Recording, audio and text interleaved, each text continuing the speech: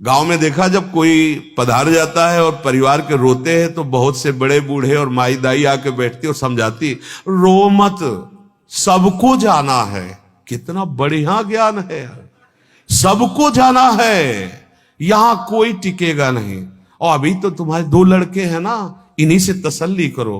शांत, इतना बढ़िया ज्ञान है कि सबको जाना है। और फिर जब 100 उठाते हैं तो गाते हैं राम नाम सत्य है। कितना मंगल वचन निकल रहा है।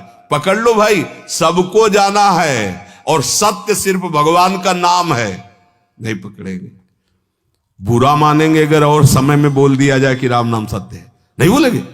मतलब किसी की बारात जा रही है और बोल दे राम नाम सत्य, बोलो क्या गलत उसमें बोला है? राम नाम सत्य है। अगर ये हर समय बोल दिया जाए तो हमें लगता है लोग पीट देंगे। ये तो सिर्फ मरने के, क्योंकि सुन नहीं सकता ना जो मरा है।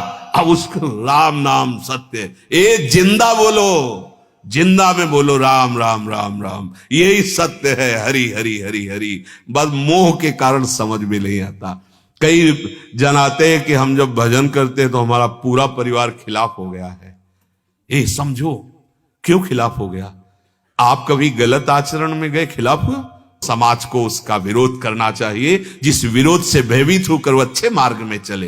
पर नहीं, वो अच्छे मार्ग का क्या परम सत्य मार्ग को ग्रहण कर रहा है। तो ये पूज्यपाद उड़िया बाबा के वचन, ऐ उपासक सावधान, पूरी सृष्टि में भगवत मार्ग में चलने वाले को सिर्फ भगवत मार्ग में चलने वाला महात्मा या गुरु भगवान, इनके सिवा कोई सपोर्ट देने वाला नहीं है।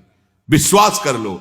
हाँ, अगर कोई सपोर्ट देगा तो हमारी स्मृति का कारण बन जाएगा, और हमारी स्मृति हरि से छूटी तो कहां सपोर्ट हुआ? ये तो विरोधी हो गया ना। इसीलिए हम वंचित रह जाते हैं भगवत प्राप्ति से, इसी मोह दलदल को सत्य मान करके। हमें तो इनमें फंस कर अपना कल्याण करना है, ऐसा होश ही नहीं रह जाता, नहीं रह जाता ऐसा होश। भगवान के सामने भी जाकर के हम फंसना ही मांगते हैं, मुक्त होना नहीं। कोई बिरले हैं कि प्रभु के मंदिर में जाकर खड़े हो कि नाथ त्राहिमाम, मुझे संसार से मुक्त कर दो, प्रभु मुझे अपना भजन दे दो, मैं रात दिन आपके लिए रोऊं तड़पूं, ऐसी भक्ति दे दो। कोई बिरला नहीं। तो भगवान से हम यही मांगते हैं कि ये फांसी और जोर से दृढ़ कर दो। अरे फांसी मांग रहे थे तुम, क्या तुम मोक्ष मांग रहे थे? क्या तुम प्रेम मांग रहे थे? क्या इस संसार से मुक्त होना मांग रहे थे? और ये मांग लो तो मांगना ही नहीं पड़ेगा, सब मांगे अपने आप पूर्ण हो जाएंगी। तुम्हें हम आंतरिक बात कहते हैं। एक को प्राप्त कर लो, ये पूरा विश्व ब्रह्मांड तुम्हारा हो जाएगा। जब जहां जो आवश्यकता होगी वो स्वयं योगक्षेमम बाहम में हम हरि करेंगे। ये मोह रूपी दलदल से तरने का उपाय